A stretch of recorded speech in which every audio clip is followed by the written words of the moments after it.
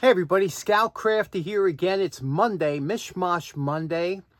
First off, I wanted to start off by saying I'm so happy that a lot of you really enjoyed the motor cleanup we did on Friday. It makes me really happy because, it's something I enjoyed and wanted to do, and I'm so glad that you enjoyed it too. So we got a couple more motors to do, a bunch more motors to do in the upcoming weeks, and I'll try and pick different ones, something maybe you might have at home. I went on my poor man's flea market, which is the walk around at night looking at some, what trash is thrown out. So somebody said, I hope you're not cutting cords off stuff that stops other people from taking it. And that's a very good point. It just so happens I go walking at 2 a.m. in the morning. And at that time, there's nobody out, and the sanitation trucks come at about 3. So there's been times I've been walking down the block and the sanitation truck is right behind me. I'm like kind of rushing as he's following, and I'm trying to get down the block before he does to make sure I get something before it's thrown out. So nobody at that time, if it's still out at that time, nobody took it. There is another guy that goes around with a shopping cart. He's like my nemesis. This guy goes around and I don't know if he clips cords, because a couple of times I found stuff with clip cords and I was like, somebody else is on my route. And I've seen this guy. He's a sketchy looking guy with a shopping cart, and he goes through all I don't know what he looks for, but hopefully he's not looking for the same stuff I am. I did find some interesting things. First of all, the first thing I found was this baseball in the street. Now, I don't know if you, it's funny, baseball. Growing up, we used to fool around and play baseball and be out all day. When you hold a baseball in your hand, it really brings back some memories, all different types. First of all, the way it fits in your hand with the stitching, and for me, it really brings back a lot of memories from when I was a kid. But for some reason, I had this flashback holding that baseball of carnivals. I remember when I was a kid, around this time, there was a carnival that the church used to have up at the church parking lot. And they would have it come once a year about this time. And I remember the carnivals was something we would look forward to. And they had the Ferris wheel. They were traveling carnivals, Ferris wheel, and they had all the different kind of foods. They all had that same smell, all the foods like the elephant ears and the corn dogs and all kinds of things that we're not usually see here normally, that you don't usually get to eat. So it was always interesting to go. But whether it be amusement parks or these traveling carnivals, I was always a game player. I never really was, the rides were okay, but I like the games. I like the games of skill. Do you remember? And this baseball made me think of that game where you knock down the dolls. They had these little furry looking dolls that you had to throw if you knocked down 3 of them or something, you got a prize. And I used to like to do that, and I always remember seeing these weird looking, furry dolls. They were from you. And another game that we used to see a lot was the clowns, where you had to shoot the clown in the mouth with a water pistol until the balloon blew up, and then you would win a prize. But somebody would win. That was the nice part about that part. Somebody would win every time, so but some of these balloons would get so huge, you'd be like, come on, pop already, and it wouldn't, and all of a sudden the guy next to you would pop, and And then there was, of course, the darts, the balloons with the darts. I used to like all the throwing and skill games, the darts with the balloons, and the ring toss on the bottles, because they were cheap, they were a dime a throw, and you get 10 rings for $1, and I used to like that stuff, and of course, everybody loved the Thompson machine gun, the air machine gun, shooting out the star. And we all thought we knew how to do it. You say, you have to go in a circle and go around it, knock this star out. And it was, no matter how good you did, there was always a little bit of red left in the card that you didn't win. So I always enjoyed the carnivals. And the funny thing is, I used to love to look at the carnies. The people that used to work at these traveling carnivals, especially, they were always like, some of them were real sketchy looking, you know? I mean, we're talking back in the 70s. Some of these guys were covered with tattoos. Tattoos didn't get big until the 90s, you know? Around where regular people were getting them and everybody was getting them. But back then, when you had a guy that was covered with tattoos, it was like, oh, what's up with this guy? They all had like kind of weird haircuts and mullets. You know what I'm talking about? They, even the girls that worked the carnies, they would all look like they were, wow, I don't know, they were scary people. And I'm from Queens. We're the king of scary people here. We're scary people. And you used to walk around and you look at them and they would kind of trying to hustle you into spending more money. And you just like, you got to, that's why you always went with a friend. You felt a little safer going with a friend. You wouldn't want to go there alone. After that, I found a nice pair of golf clubs. People throw out sets of golf clubs. I'm always amazed at that. With the bag and everything, but I already have a set of golf clubs. I don't play golf.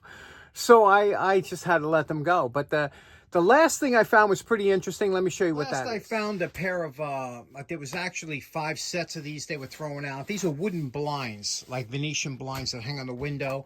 And what's so nice about these, if ever you come across these you could see they're straight grain wood, either I don't know if they're a pine, a bass, a birch, but they're a straight grain, nice wood, make great shim stock.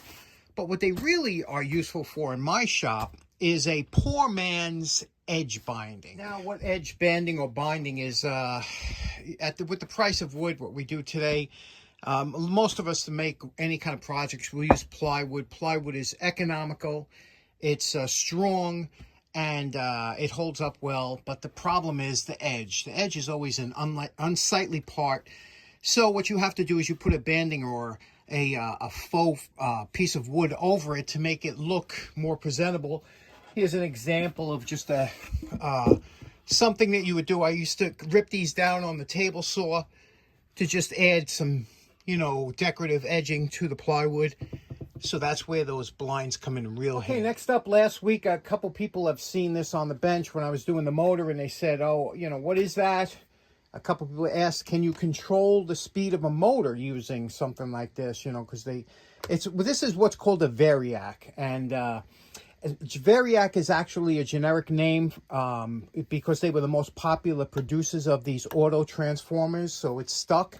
But what it really is an auto transformer or a variable transformer. This one here they call a variable voltage regulator. Same thing. It's all the same thing. And what it is, it's nothing more than a bunch of windings that control the voltage that comes out of your wall outlet. So normally we have anywhere from, in my neighborhood, from 115 to 123 voltage coming out of there. And for certain equipment that you might want to use, you might want to keep it at a certain voltage. Like my old motors, I want to keep it at 110. So I use this to dial it into 110 volts, and that will maintain that voltage. Now, somebody asked, could you control the motor speed with this? If I wanted to variable speed my motor. And the reason you can't is because with AC brushless motors, the speed is controlled by the hertz or frequency. In this case, it's 60 hertz where we live. I think it's 50 in the UK. And that's what controls the speed of the motor, is the hertz. So I'll give you an example here. Here, you see I'm dialing up the voltage here, and we have 50 volts. And you can see that's a 100-watt bulb. It's, it's about half lit. And, you can see how I'm bringing the power up, okay? Here we have 70 volts. It's about 3/4 lit. I'll bring it all the way up here to, there's 110 volts. This is very bright with 110 volts. Now, if I was to put that on a motor, okay, to do a demonstration, here I have my my belt sander hooked up, 115 volts. You can see here we have the bulb is lit up full. I'm going to turn the belt sander on, watch the RPM when I turn it on, and then I'm going to drop this down to about half voltage, and you're going to see that's going to stay the same speed. So let's try that out. First, we'll turn it on. Now we'll drop it down.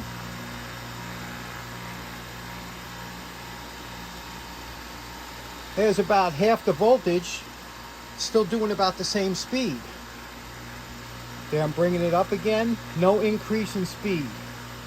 And that's because it's not the voltage that controls a induction motor, it's the hertz or the frequency. So what that means, when you use a dimmer switch or a Variac or anything else, it lowers the voltage but not the frequency. The hertz remains the same at 60 hertz here, and that remains constant, so that's why we can't control. Now, if you wanted to get a controller for an induction motor, you would need what's called a VFD, variable frequency drive.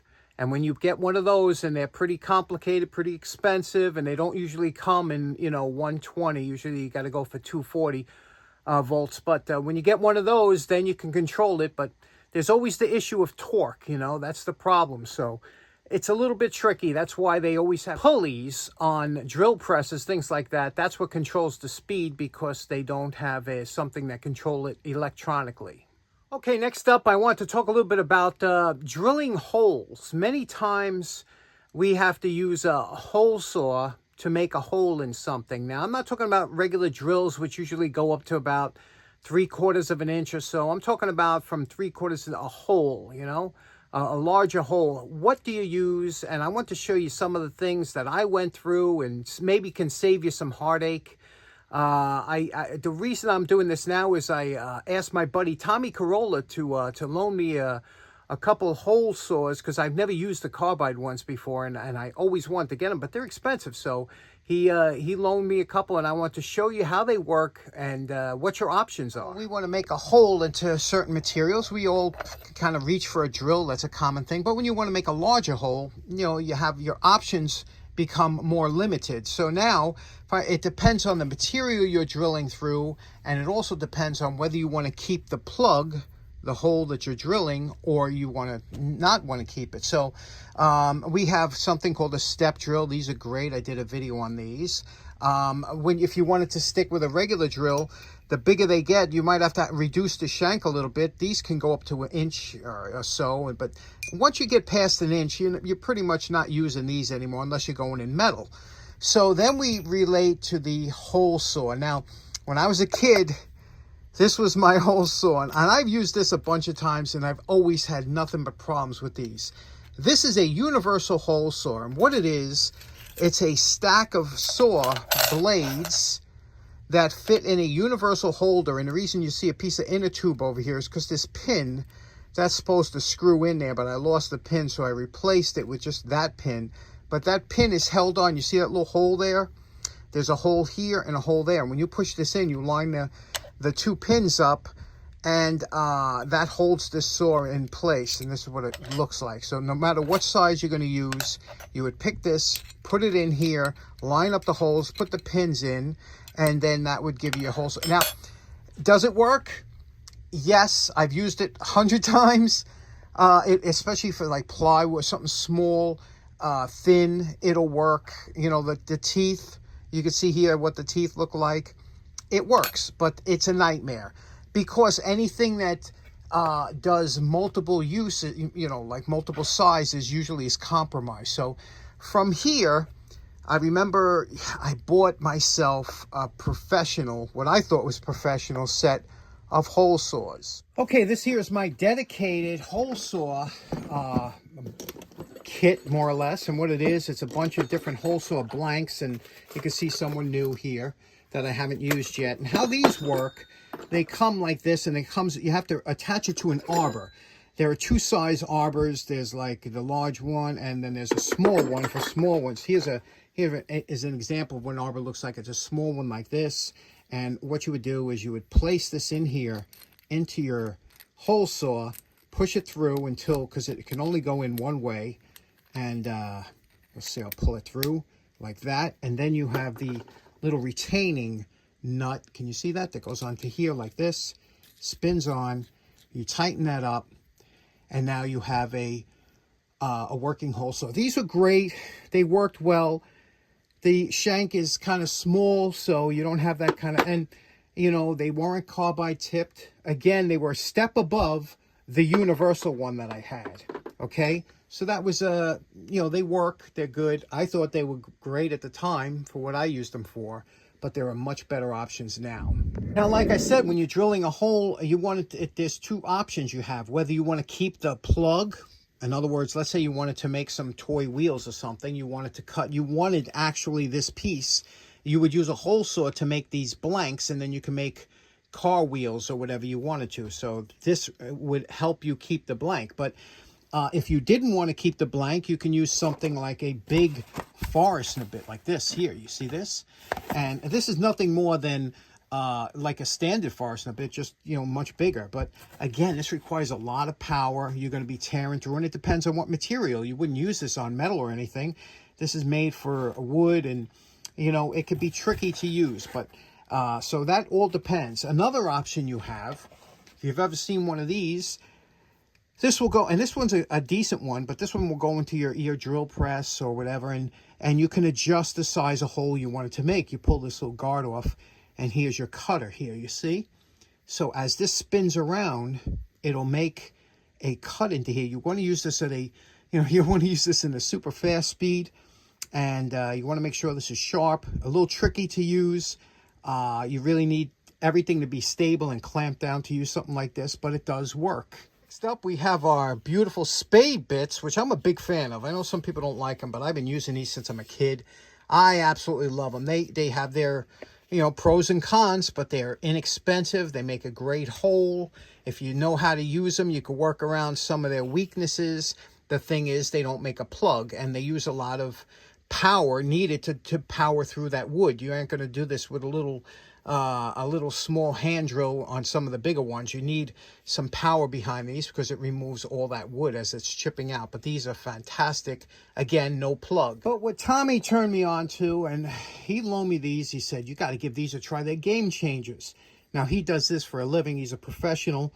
And obviously, these things are very expensive. So for the homeowner, it's a little difficult to swing that kind of money. But I have to show you, I wanted to demonstrate these for you. What they are, they're carbide, let me bring it up a little closer. Carbide tip, can you see that? They each got a carbide tip on. Carbide changes the game when they, you know, carbide tip tools, cutting tools, you know that, for your saw blades.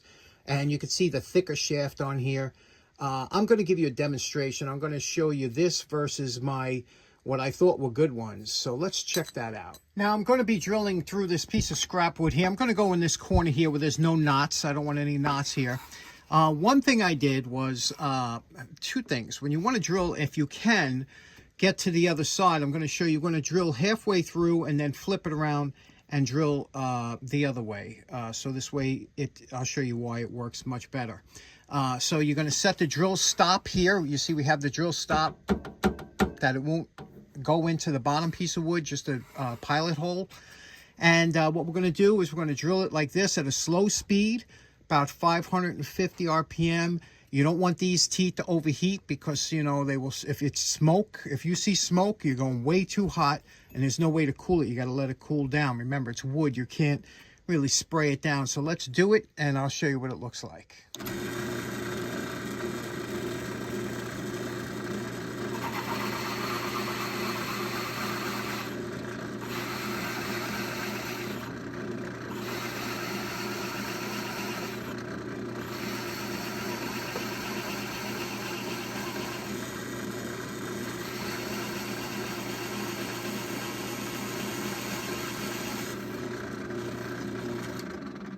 Now, you don't want to force it. You see these get clogged up with sawdust. So what you want to do is you want to, what we call pecking, go up and down. Now, we cut it through where we made here. If you feel this, if it feels a little warm, you want to give it a little time to cool off. But you can see what we did here. We have it halfway. Now, we're going to flip it over to the other side here. And we're going to go through the same pilot hole with this pilot bit here and meet up with the other cut.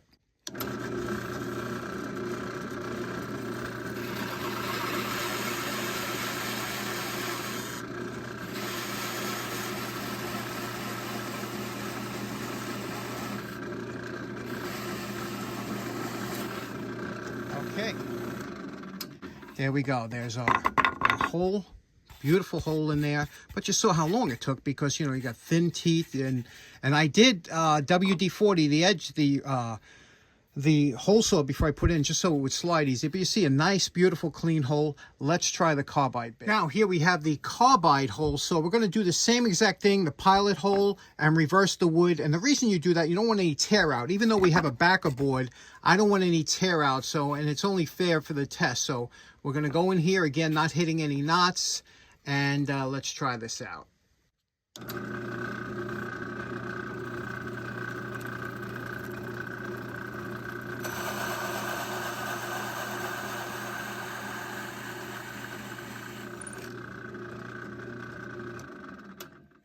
Much quicker, you could see there. Now we're going to flip it around and go in the same pilot hole.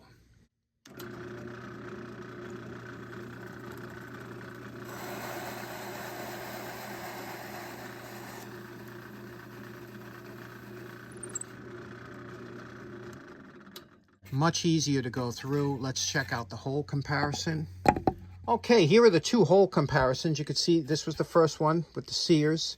You can see it has a little ridge in here, but that's easily sanded out with a drum sander or something. This one here seemed to have a much smoother hole all the way through. The carbide bit, again, that's a brand new bit, you know. I'm not comparing apples to oranges, but there is a little bit of a seam here. Here it is. Here is the... this is the Craftsman or standard hole saw. You'll see most all over the place, and this is the this is what the plug that it made. You could see acceptable, and here's the plug here. Now this one has the seam on the plug instead of in the hole. And now one thing to note that when you're drilling these out, again, this is meant to be more efficient than cutting all this away. For hand drills, things like that, it's really good. But you can only go the depth. You see, once it bottoms out there, you can't push anymore. So you remember, you can only go this, maybe that, another 1/4 inch. So maybe 3/4 of an inch. I'm sorry, an inch of wood, maybe this would go through or something. And this one here, same thing. You bottom out on that bottom plate and you can't push anymore. So you got to go one side and the other if it's wider than this. Where a hole saw really shines is in the larger diameters, okay? Because when you got this large diameter, remember, you're only cutting along this thin line. Whereas if you use a Forstner bit like this, you're taking out not only you cutting the outside, but you're chipping away the inside.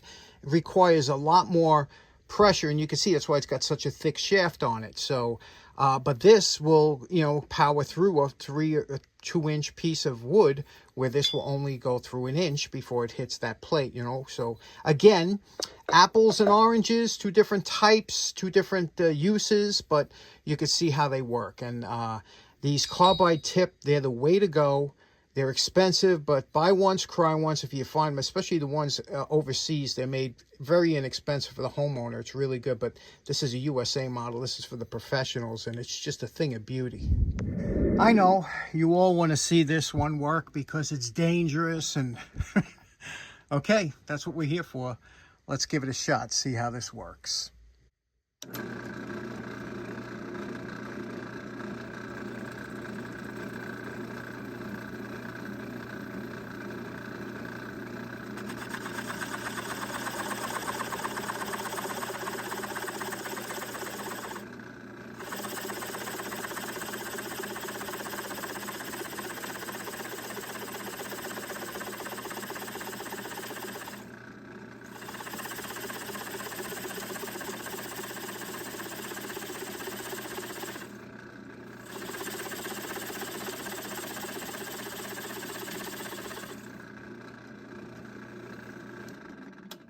Now we'll flip it. Okay, now we flipped it. Now you want to make sure it goes into the same pilot hole, okay? That'll line up. Let's do it.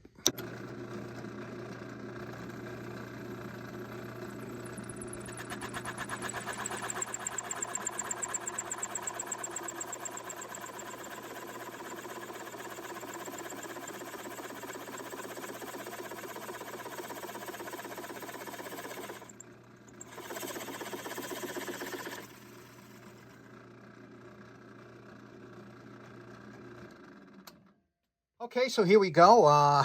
Again, this tool's not for the faint of heart. You know, a lot of spinning. Whenever there's something spinning around like that, you always get a little nervy. You got to make sure you clamp down tight and you're safe. Here you can see the plug that it makes. It's got its own issues, you know, because of the profile of the cutter where it leaves, but it does leave a beautiful hole. Look at that. That's a large hole. Now, one thing I always found interesting about these cutters is I never understood the scale on here, okay? Now, there's a scale here. You see, now, I guess you figure, well, according to this, this should have drilled a hole that was, let's see, under 2.5. So between 2 1/4 and 2.5, right? But this hole, as you can see that we drilled here, is 2 3/4. So if you, what you would do is, what I would do, I would never trust the scale on here.